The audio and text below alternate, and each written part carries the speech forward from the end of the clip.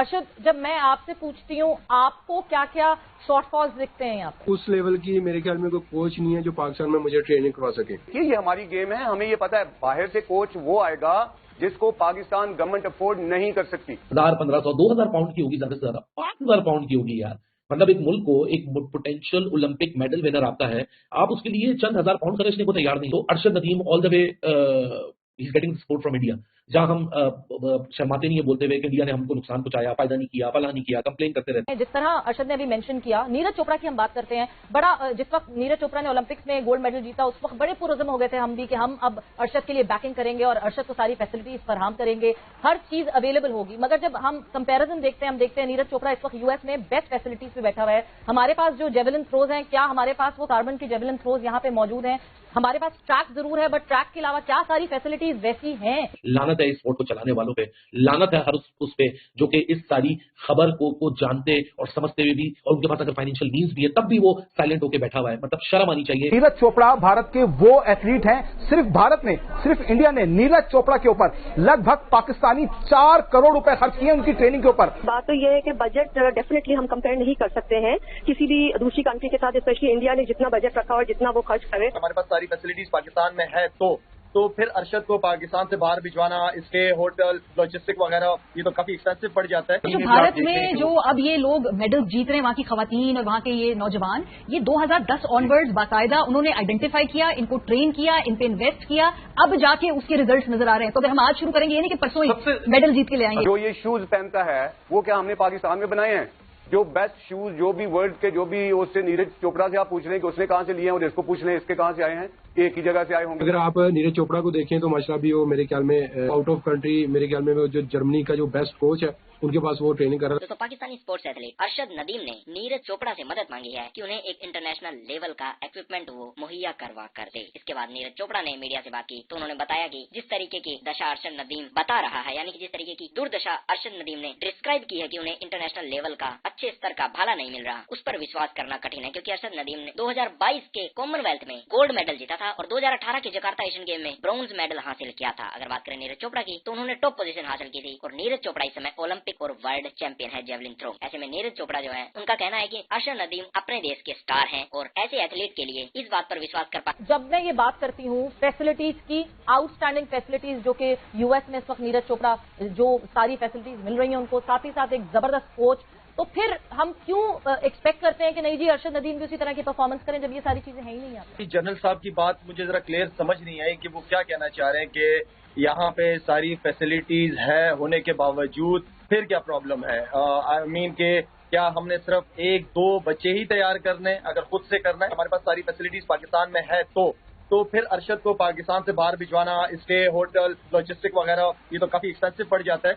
अगर आप खुद से कर रहे हो, व्हाई नॉट कि हम कोच को इधर बुलाएं? वो एक ऑप्शन नहीं है हमारे पास। जिस तरह आपने ये सवाल, मेरा भी यही सवाल फिर अकरम साहिब साहब, मैं आपकी तरफ आऊंगी कि मेरा सवाल फिर आपसे यही बनता है कि अगर तो सारी फैसिलिटीज आए तो कोच को यहाँ बुला लिया जाए, वो तो ज्यादा आसान है इनफैक्ट कि हम अरशद को कहीं बाहर भेजें। मगर as far as I have information Akram sahib sahab कि हमारे पास वो फैसिलिटीज उस तरह की नहीं है जिस तरह हम वर्ल्ड फैसिलिटीज की बात करते हैं। हमारे पास जो जेवलिन थ्रोज हैं, क्या हमारे पास वो कार्बन की जेवलिन थ्रोज यहाँ पे मौजूद हैं?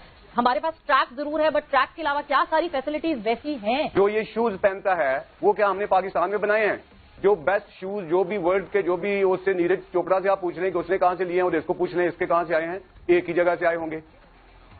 तो ये इसकी जेवलिन की आपने बात की, वो कार्बन वाला जेवलिन जो बेस्ट इसको चाहिए है, जो उसके पास है वही इसके पास है।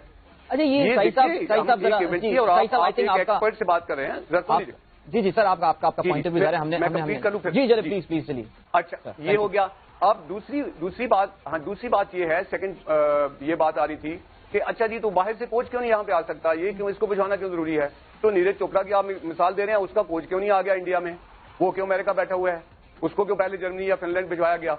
ये देखिए, ये हमारी गेम है, हमें ये पता है बाहर से कोच वो आएगा जिसको पाकिस्तान गवर्नमेंट अफोर्ड नहीं कर सकती। अरशद, जब मैं आपसे पूछती हूँ आपको क्या क्या शॉर्टफॉल्स दिखते हैं यहाँ पे? उस लेवल की मेरे ख्याल में कोई कोच नहीं है जो पाकिस्तान में मुझे ट्रेनिंग करवा सके।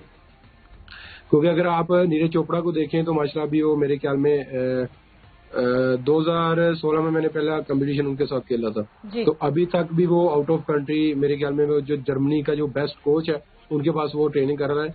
और जो जर्मनी के कोच हैं उनकी जो अपना थ्रो है बेस्ट वो 104 मीटर है, उनके पास वो माशाल्लाह थ्रो अपना ट्रेनिंग करे हैं। तो मैं चाहता हूं कि फैसिलिटीज जो है वो माशाल्लाह एथलेटिक फेडरेशन है और वापडा ने मुझे जॉब दी हुई है, तो फैसिलिटीज का अगर देखा जाए तो इतना इशू नहीं है। अगर देखा जाए तो इशू है कोच का, अगर हमें कोई बेस्ट कोच मिल जाए आउट ऑफ कंट्री में, मुझे अच्छी ट्रेनिंग मिल जाए। इस तरह अरशद ने अभी मेंशन किया, नीरज चोपड़ा की हम बात करते हैं। बड़ा जिस वक्त नीरज चोपड़ा ने ओलंपिक्स में गोल्ड मेडल जीता उस वक्त बड़े पुरज़म हो गए थे हम भी कि हम अब अरशद के लिए बैकिंग करेंगे और अरशद को सारी फैसिलिटीज फराहम करेंगे, हर चीज अवेलेबल होगी। मगर जब हम कंपैरिजन देखते हैं, हम देखते हैं नीरज चोपड़ा इस वक्त यूएस में बेस्ट फैसिलिटीज पे बैठा हुआ है। आज अरशद नदीम की ये कहानी सुन के सुबह से स्पोर्ट्स इंडिया पाकिस्तान के स्पोर्ट्स सर्कल्स में चल रही है, मुझे इतना अफसोस हो रहा है देख के, मुझे कोई खुशी नहीं हो रही है। ये शर्मिंदगी की बात है। बगैर थी शर्मिंदगी ऐसे दो सब्जेक्ट हैं, जब तक आप फील ना करो ना आपको फील नहीं होती है। ये बताया जा रहा है कि एक जो पाकिस्तान का इतने सालों बाद एक ऐसा एथलीट पाकिस्तान में पैदा हुआ है जो कि ओलंपिक का मेडल पाकिस्तान को तकरीबन 3 डिकेड्स हो चुके हैं उसके बाद जितवा सकता है, और वो दर की ठोकरें खा रहा है। उसके ऊपर आर्टिकल छप रहे हैं, उसका ओपोनेंट प्लेज कर रहा है हुकूमत से कि खुदा के वास्ते अरशद नदीम जैसे एथलीट बड़े मुश्किल से डेवलप होते हैं, बड़े मुश्किल से मिलते हैं, उसको सपोर्ट करें। लानत है इस स्पोर्ट को चलाने वालों पे, लानत है हर उस पे जो कि इस सारी खबर को जानते और समझते हुए भी, और उनके पास अगर फाइनेंशियल मींस भी है तब भी वो साइलेंट होकर बैठा हुआ है। मतलब शर्म आनी चाहिए एक 1500-2000 पाउंड की जैवलिन स्टिक के लिए। लानत है उन लोगों के ऊपर जो ये पूरा कारोबार चलाते हैं और हमें हर जगह हर कोने पे दलील करा। अब मीडिया की तरफ बहुत आसानी से नजर तो उठा के देख लेते हैं, यार आप उनको क्रिकेट के अलावा स्पोर्ट्स कॉमनवेल्थ गेम्स हो, आप उनको मुबारकबाद क्यों दे रहे हो? सालू क्या ये पता है कि वहां हुकूमत के अलावा वहां और क्या कर रहे हैं? वहां बड़े बड़े जो बिजनेसमैन हैं जैसे जिंदल ग्रुप है, इन्होंने पूरे स्पोर्ट्स अरीना बना दिया, ये एथलीट्स को खुद अपने खर्चे पे डेवलप कर रहे हैं। तो Arshad Nadeem all the way he is getting support from India, जहां हम शर्माते नहीं है बोलते हुए कि इंडिया ने हमको नुकसान पहुंचाया, फायदा नहीं किया, फलाह नहीं किया, कंप्लेन करते रहते हैं। लेकिन हम इस नजर से क्यों नहीं देखते कि हमारे मुल्क में कोई किसी के लिए आवाज उठाने को तैयार नहीं। 1000, 1500, 2000 पाउंड की होगी, ज्यादा से ज्यादा 5000 पाउंड की होगी यार। मतलब एक मुल्क को एक पोटेंशियल ओलंपिक मेडल विनर आता है, आप उसके लिए चंद हजार पाउंड खर्चने को तैयार नहीं। हमारे अरशद नदीम ने कहां ट्रेनिंग हासिल की? पंजाब के स्टेडियम में ट्रेनिंग हासिल की। और नीरज चोपड़ा भारत के वो एथलीट हैं, सिर्फ भारत में, सिर्फ इंडिया ने नीरज चोपड़ा के ऊपर लगभग पाकिस्तानी 4 करोड़ रुपए खर्च किए उनकी ट्रेनिंग के ऊपर। उनके लिए गैर मुल्की कोच की खिदमत हासिल की, उनको इंजरी से निजात दिलाने के लिए बड़ी बड़ी सहूलतें उनको दी, उनको यूरोप भेजा गया ट्रेनिंग के लिए। हरियाणा से इनके ताल्लुक है, नीरज चोपड़ा का पानीपत में रहते थे ये हरियाणा के, वहीं से इनका ताल्लुक है। लेकिन हमारे अरशद नदीम मियां चन्नू को आप कहीं नहीं भेज सकते। बात तो ये है कि बजट डेफिनेटली हम कंपेयर नहीं कर सकते हैं किसी भी दूसरी कंट्री के साथ, स्पेशली इंडिया ने जितना बजट रखा और जितना वो खर्च करे। हम अपनी जो भी लिमिटेड बजट या अपने लिमिटेड सोर्सेज के अंदर हमारे पास पाकिस्तान में खर्च किया जाता है। लेकिन सबसे बड़ी बात यह है कि हमारे साथ तो बैड लक ये होता है कि हमारे पास स्पोर्ट्स को तरजीह नहीं दी जाती है। रोमा सॉरी मैं आपकी बात काट रहा हूं, कौन कसूरवार है फिर? क्या Pakistan sport board, athletic federation, Pakistan Olympic association? अगर नहीं भेजा, क्यों नहीं भेजा? क्या वसाइल कम थे? पाकिस्तान स्पोर्ट बोर्ड ने अभी करोड़ों रुपए वापस किए हैं।